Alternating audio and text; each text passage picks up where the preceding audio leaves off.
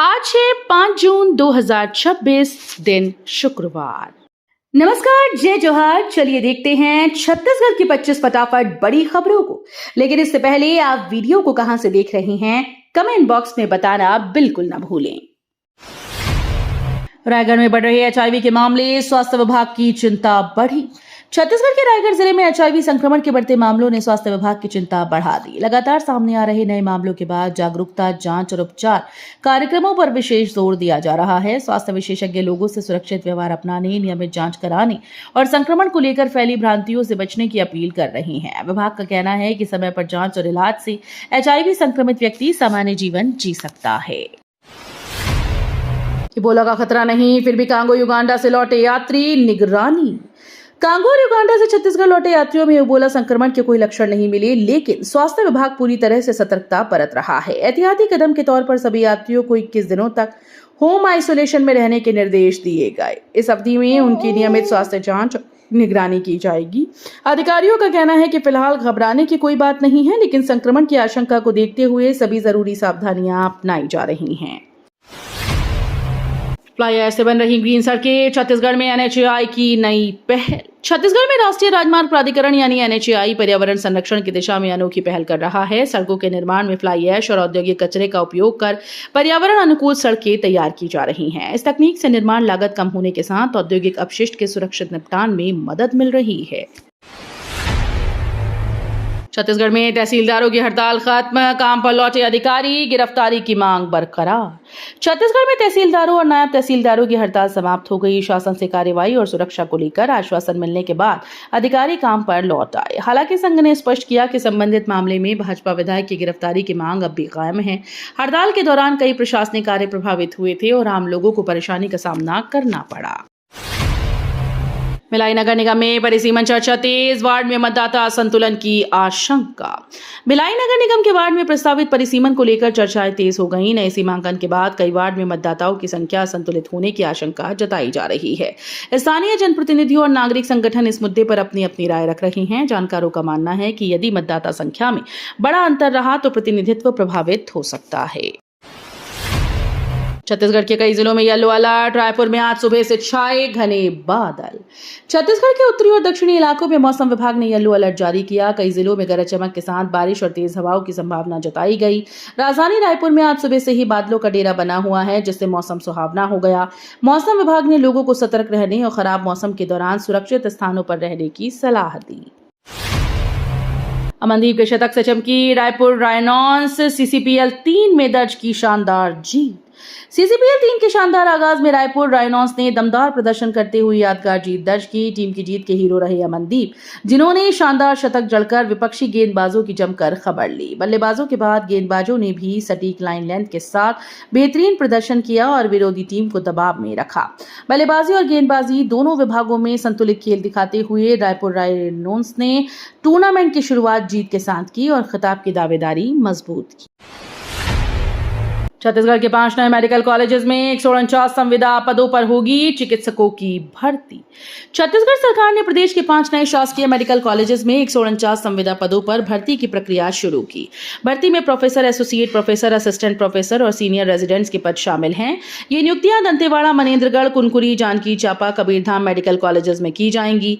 आवेदन प्रक्रिया ऑनलाइन होगी। अंतिम तिथि 15 जून निर्धारित की गई। सरकार का उद्देश्य नए मेडिकल कॉलेजेस में चिकित्सा, शिक्षा और स्वास्थ्य सेवाओं को मजबूत करना है।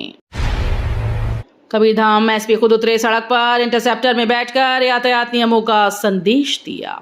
कबीरधाम में सड़क सुरक्षा को लेकर पुलिस अधीक्षक ने अनोखी पहल की। एसपी स्वयं इंटरसेप्टर वाहन की सीट पर बैठे और सड़क पर उतरकर यातायात व्यवस्था का जायजा लिया। इस दौरान उन्होंने वाहन चालकों को नियमों का पालन करने, हेलमेट और सीट बेल्ट पहनने और तेज रफ्तार से बचने की सलाह दी।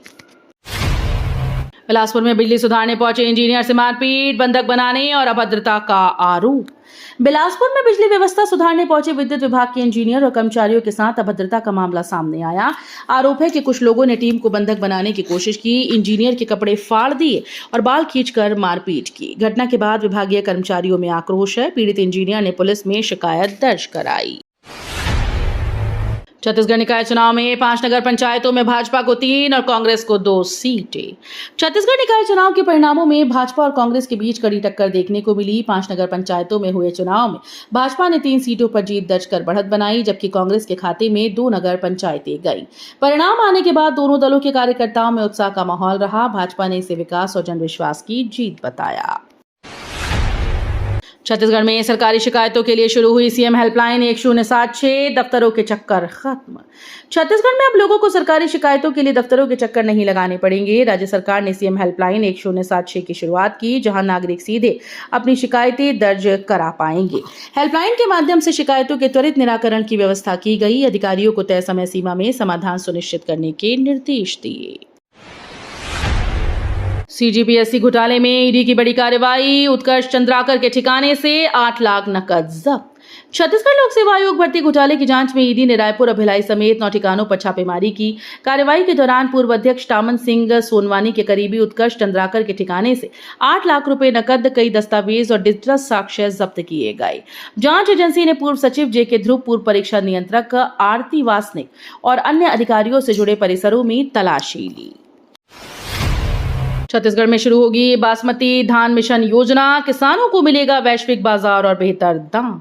छत्तीसगढ़ सरकार प्रदेश में बासमती धान मिशन शुरू करने की तैयारी कर रही है, जिससे किसानों को अंतर्राष्ट्रीय बाजार तक पहुंच मिल सकेगी।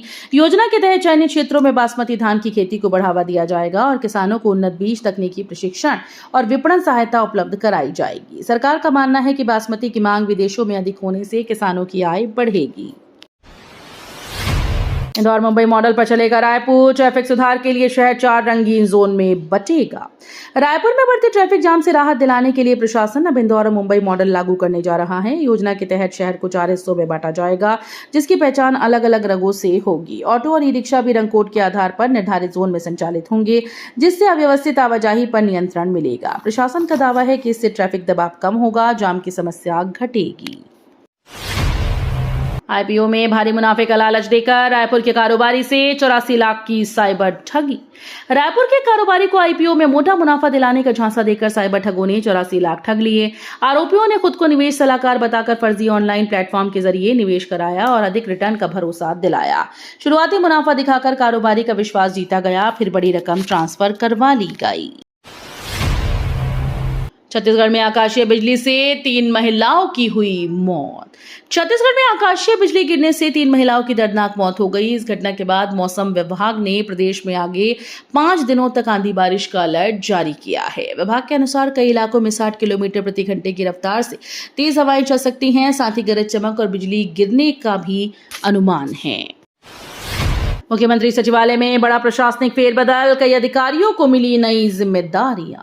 मुख्यमंत्री सचिवालय में बड़ा प्रशासनिक फेरबदल किया गया। शासन ने कई वरिष्ठ अधिकारियों को नई जिम्मेदारियां सौंपते हुए विभागीय कार्यों में बदलाव किया। इस फेरबदल का उद्देश्य प्रशासनिक कार्यों में बेहतर समन्वय, तेजी और प्रभावशीलता लाना बताया जा रहा है। नई नियुक्तियों के बाद संबंधित अधिकारी अपने अपने दायित्व संभालेंगे और विभिन्न योजनाओं और विकास कार्यों की निगरानी करेंगे। मसीही समाज का रायपुर में पैदल मार्च। गृह मंत्री से मिलने जा रहे लोगों को रोका। मसीही समाज से जुड़े विभिन्न मुद्दों को लेकर रायपुर में बड़ी संख्या में लोगों ने पैदल मार्च निकाला। प्रदर्शनकारी हाल की घटनाओं पर उचित कार्रवाई की मांग को लेकर गृह मंत्री से मुलाकात करने जा रहे थे।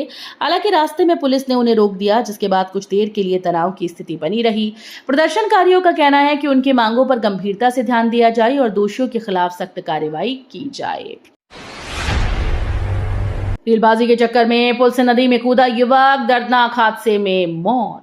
सोशल मीडिया पर रील बनाने की कोशिश एक युवक के लिए जानलेवा साबित हुई। रायगढ़ में युवक ने वीडियो बनाने के दौरान पुल से नदी में छलांग लगा दी, जिससे उसकी मृत्यु हो गई। घटना के समय उसके दोस्त भी मौके पर मौजूद थे। हादसे का वीडियो सामने आने के बाद क्षेत्र में चर्चा तेज हो गई। पुलिस ने मामले की जांच शुरू कर दी है। कांग्रेस दफ्तर में टोटियां चोरी करने वाले 3 आरोपी गिरफ्तार। दीवार पर लिखा था आई लव यू। दिल्ली स्थित कांग्रेस दफ्तर में हुई टोटी चोरी के मामले में पुलिस ने 3 आरोपियों को गिरफ्तार कर लिया। आरोप है कि चोरों ने परिसर से टोटियां चुराने के बाद दीवार पर आई लव यू लिखकर अजीबोगरीब संदेश भी छोड़ा था।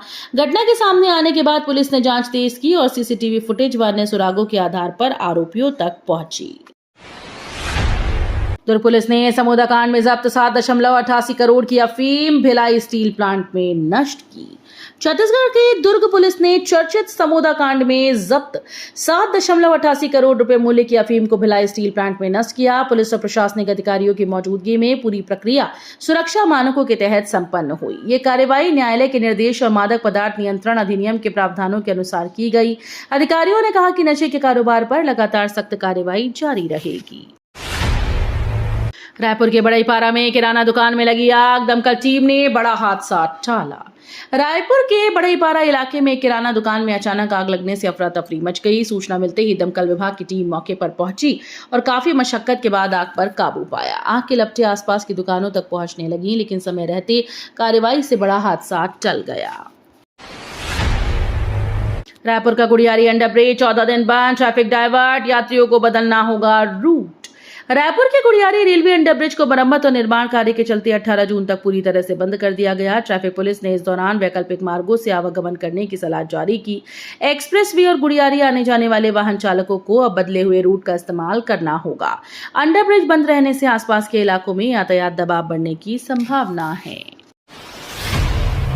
बस्तर पर सियासत तेज, भाजपा बोली विकास से परेशान कांग्रेस फैला रही भ्रम। बस्तर में शांति, सुरक्षा और विकास को लेकर राजनीतिक बयानबाजी तेज हो गई। भारतीय जनता पार्टी ने आरोप लगाया कि क्षेत्र में हो रहे विकास कार्यों और बेहतर होती स्थिति से कांग्रेस परेशान है और अर्बन नक्सलवाद जैसे मुद्दों को हवा दे रही है। वहीं कांग्रेस इन आरोपों को खारिज कर रही है। बस्तर को लेकर दोनों दलों के बीच राजनीतिक बयानबाजी लगातार बढ़ रही है। तो ये थी आज की बड़ी खबरें। अगर आपको न्यूज पसंद आई हो तो वीडियो को लाइक और शेयर करना बिल्कुल ना भूलें। धन्यवाद।